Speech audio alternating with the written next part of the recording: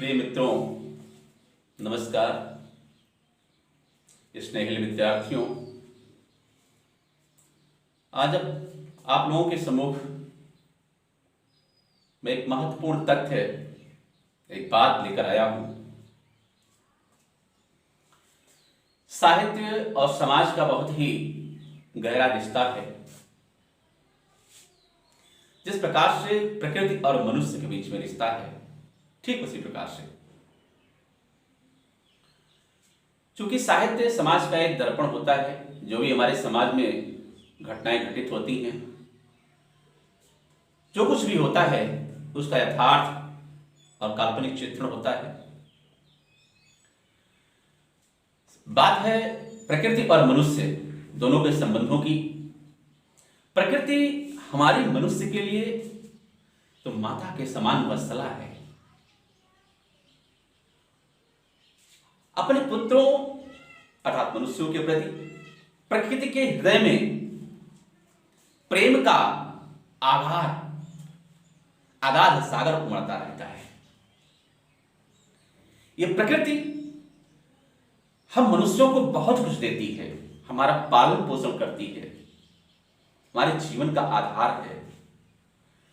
अगर हम संवेदनशील होकर के हृदय से प्रकृति को एहसास करें, महसूस करें, फील करें, तो प्रकृति हमेशा हमें प्यार करती है, दुलारती है, सजाती है, संवारती है, हमें प्रगति के मार्ग पर आगे बढ़ाती है, हमारा संरक्षण संवर्धन करती है। लेकिन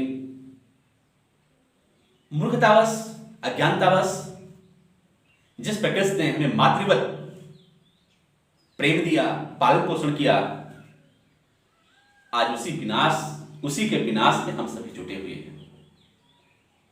प्रकृति अगर मनुष्य सो जाता है तो उसे जगाने का भी प्रयास करती है। कभी कभी मनुष्य ज्यादा उद्दंड हो जाता है तो प्रकृति कुपित होकर के उसे समुचित दंड भी देती है। अगर हिंदी साहित्य की बात करें तो छायावाद में प्रकृति चित्रण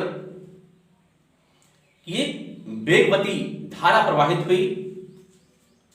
उसी धारा के आधार स्तंभ माने जाते हैं जयशंकर प्रसाद जी। उन्होंने अपने एक गीत के माध्यम से प्रकृति का मानवीकरण करते हुए बहुत ही सुंदर संदेश दिया है। सोए लोगों को जगाने का प्रयास किया है। किस प्रकार से प्रकृति मनुष्य को जगाती है, उसे जगाने का प्रयास करती है, उसका एक जीवंत और सजीव चित्र जयशंकर प्रसाद जी के इस गीत में देख सकते हैं आप, जो कि लहर से है। तो आपके बीच में आपको प्रसाद जी से जोड़ने का प्रयास करता हूं। आइए आनंद लीजिए।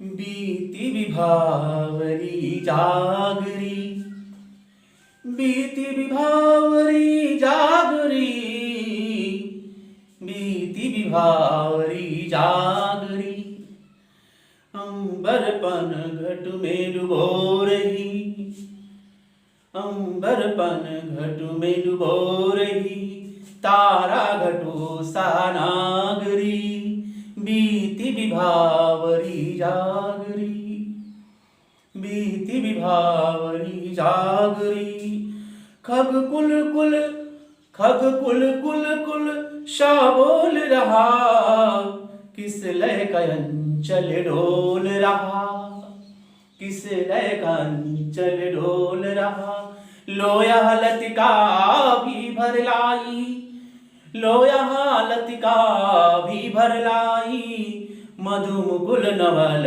रस गागरी, बीती विभावरी जागरी, अधरों में राग यमंद पिए, अधरों में राग यमंद पिए, अलकों में मल यज बंद किए, अलकों में मल यज बंद किए, तू अब तक सोई है आली, तू अब तक सोई है आली, आंखों में भरे बिहागरी, बीती विभावरी जागरी, बीती विभावरी जागरी। विभावरी मीन्स होता है रात। एक सखी अपने दूसरे सखी से कहती है, हे रे सखी बीती विभावरी जागरी, हे रे सखी रात बीत गई है, तू अब तक क्यों सोई हुई है, क्यों नहीं जाग जाती। अंबर पनघट में डुबो रही, आकाश रूपी पनघट में, आकाश रूपी पनघट में अपने तारे रूपी घड़े को उषा रूपी चतुर नारी ने डुबो दिया। अर्थात सवेरा हो चुका है। उषा रूपी चतुर नारी जो इस अरुणोदय के वेला में उठ करके पनघट पे पहुंच करके अपने तारे रूपी घड़े को भर चुकी है। अर्थात सवेरा हो चुका है। कहने का तात्पर्य तारे भी एक एक करके अंबर रूपी पनघट में धीरे धीरे डूब रहे हैं। अर्थात शीघ्र सवेरा होने वाला है।